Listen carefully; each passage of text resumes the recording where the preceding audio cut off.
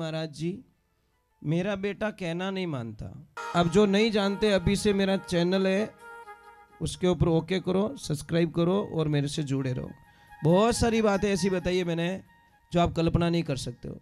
हजारों बातें अंदर डाली मैंने वीडियो के माध्यम से, ताकि आप तक पहुँचे, आप उसका आनंद लो।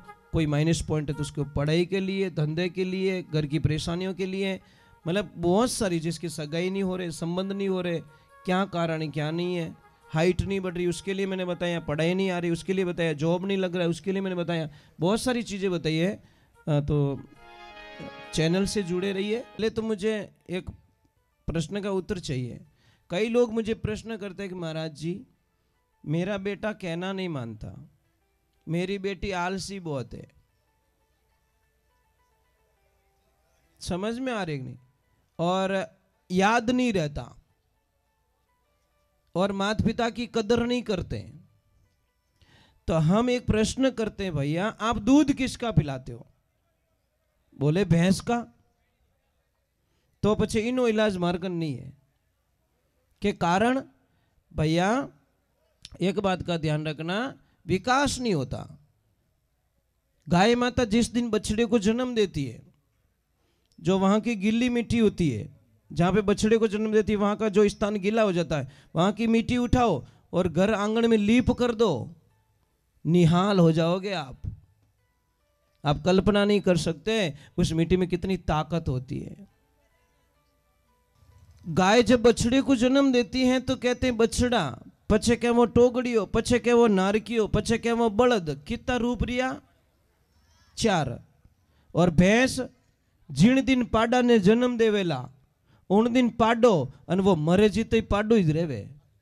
कोई विकास नहीं है, ध्यान रखना, कोई चेंजिंग नहीं है। जी जन्मियो तो ही पाडो, मरियो तो ही पाडो। दूसरे नंबर बोलते मेमोरीज नहीं है।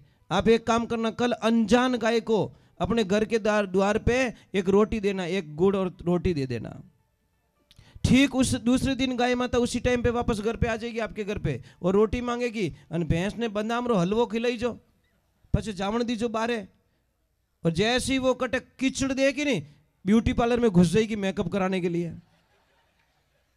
भैंस को इतनी भी नहीं पड़ी कि मेरे मालिक ने सुबह मुझे स्नान कराया और मेरे पे बहुत सेवा की, और वह बेटी कादा में लौटी आई मेकअप करके। भैंस जितनी बुद्धि है, गाय ये कभी नहीं कर सकती। तीसरे नंबर, गाय को आप 50 किलोमीटर लेके चले जाओ, छोड़ के आ जाओ, गाय वापस आ जाएगी। और भैंस ने सिर्फ 4 किलोमीटर दूर ले जाइजो, छोड़ दीजो, भैंस ने ठाई नहीं पड़े मैं आई कटूं। इसलिए साइंस कहती बफेलो मेमोरी शॉर्ट। भैंस की मेमोरी काम नहीं करती, वो 2.5 घंटे तक याद रखती है, પછી भूल जा मैं कौन हूं, मैं कहां से आई, मैं कौन हूं, ये भी पता नहीं उसको। अब एक चीज और बताऊं, गाय के बछड़े को देखना, भैंस के बछड़े को देख, दूध पीते ही एक तरफ जाएगा और पड़ जाएगा, सो जाएगा, आलसी टट्टू। और गाय के बछड़े को देखना, जैसे ही दूध पिएगा पूंछड़ो करी ऊंचो, गाड़ी चौथा गियर में, टॉप में, पछे हाथे अभी को नहीं, 15-20 मिनट टोकड़ी हाथे अभी को नहीं, क्यों मने रोज प्रैक्टिस करनी पड़े। मन ठाए दूध पी लियो, हमें जब तक दूध नहीं पचेला वो टोकड़ी हाथे आवण वालो, પછી आराम शांति उबो रह जा। मन ठाए 20 मिनट की कैपेसिटी है, ये भागेगा, रनिंग करेगा, फिर शांत हो जाएगा। उसको पता है दूध को मैंने बराबर लेवल में, और भैंस रो पाडो कहीं करिए, दूध पियो ने एक तरफ जा फाप हूं।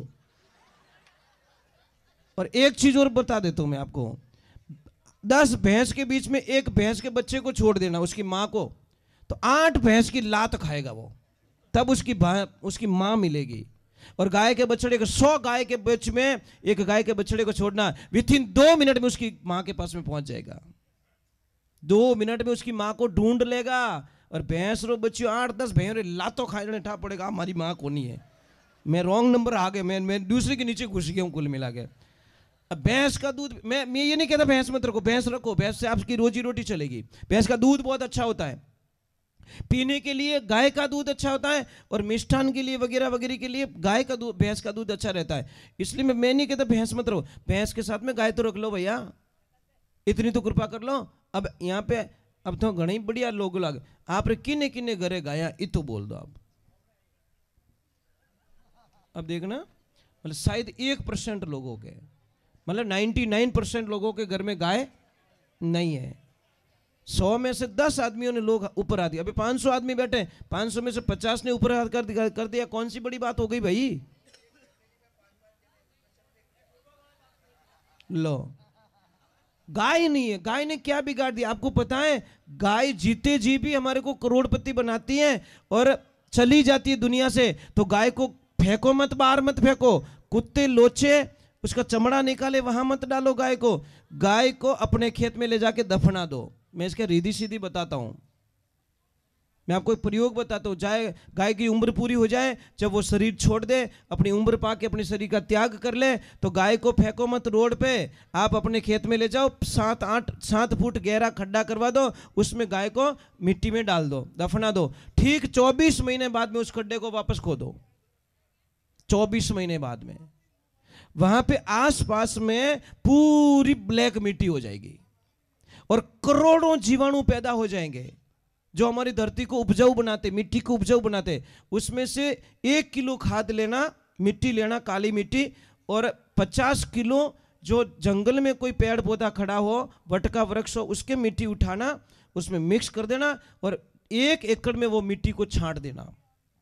जब फसल तैयार करो उससे पहले, जब फसल बो दो, दूसरी पान तीसरी पान पिलाओ, तब उसको वापस डाल देना। और एक लास्ट में काटने के मतलब 1 महीना पहले उसको एक बार वापस। 3 किलो खाद पूरी 1 एकड़ में बहुत हो गई। मतलब एक गाय से कम 10 से 12 कुंटल खाद बनता वो, और 1 किलो वो 300 रुपये में जाता साहब। अब 10 कुंटल बन गया तो समझ में आ रही कि नहीं आ रही? 1 किलो के कितने हो गए? 300 रुपये। हम 100 रुपये मान ले यार, तो 10,000 रुपया हो गया। और 10 कुंटल बन रहा है तो कितना का? 1 लाख का खाद हो गया वो। गाय चली गई तो 1 लाख का खाद दे के गई हमको। पर पता ही नहीं आप लोगों को कि गाँव की गाय माता कितनी शक्तिशाली होती है, कितनी पावरफुल। 2.5 साल बाद में जब खोदोगे ना, हड्डियां बड्डियां कुछ नहीं मिलेगी उसके अंदर, पूरा एकदम खाद मिलेगा आपको, और उसमें करोड़ों जीवाणु होंगे। कितने महाराज? आपको इसको हम यूरिया और डीएपी जैसा जहर क्यों दे रहे महाराज? क्यों दे रहे हो? क्यों जहर डाल रहे हो इसके अंदर? क्यों डाल रहे हो आप जहर? खाली उपजाऊ ज्यादा लेने के लिए, फसल ज्यादा लेने के लिए, पर जहर दे रहे हो अपनी मां को। ये धरती मां हमारी मां है और जहरीली बन गई है। इसको ऑर्गेनिक खेती से यूज करो, अपनी खाद डालो, देसी खाद डालो। 3 साल तक आपको फसल कम मिलेगी, 34 साल में 3 साल की कसर 1 साल में निकाल दी धरती माता महाराज। इतनी ताकत हो जाएगी। अब देसी खाद डालना है, और जब देसी खाद लाओगे गौशाला से, तो गायों के जो व्यवस्था बढ़ेगी। गौशाला से खाद लाओगे तो पैसे के, खाद के भाव बढ़ जाएंगे, भाव बढ़ेंगे तो गायों की सेवा हो जाएगी महाराज। आप अपने घर में गाय रखो। ये चीज है। बोलिए सतगुरुदेव की। बेटा छोटे छोटे बच्चे हैं, आपको गाय पसंद है? पक्का? तो कल पापा मम्मी से झगड़ा करना कि पापा मम्मी हमको गाय चाहिए, बस रो के भी गाय मंगा देना, भगवान आपका भला करें। करोगे झगड़ा? कौन कौन करोगे? ऊपर हाथ करो। पक्की बात? झगड़ा करना है, बोलना गाय चाहिए हमको, बस दूसरा कुछ नहीं। हमको गाय चाहिए, घर में चाहिए चाहिए चाहिए। चाहे वह दूध देवे या ना देवे, दूध तक सीमित मत रहो, क्योंकि कम से कम गाय माता रो मुंडो देखो सुबह सुबह, वही अपनों कल्याण हो जाए महाराज। बोले सतगुरुदेव की। गाय का दूध पतला होता है ना, पतला दूध अमृत के समान होता है, ध्यान रखना, उसमें फैट नहीं होता है, बहुत बढ़िया दूध होता है महाराज। बोले कृष्ण कन्हैया लाल की। और आपके सामने मैं बैठा हूं, नहीं ये इतना बोल पा रहा हूं मैं, ये सब गाय माता के दूध का प्रताप है, उनकी कृपा है। क्योंकि हमारे तो गैया मैया है, हम तो दूध पीते हैं, मौज करते हैं महाराज। क्योंकि आश्रम पे दूध बेचना सख्त मना है, दूध बेचा नहीं जाता, सिर्फ जितना चाहिए उतना दूध निकालो, नहीं तो बछड़े जिंदाबाद। वहां पे गायों की सेवा होती है, गायों का बिजनेस तौर पे नहीं रखते हम लोग। बोले कृष्ण कन्हैया लाल की।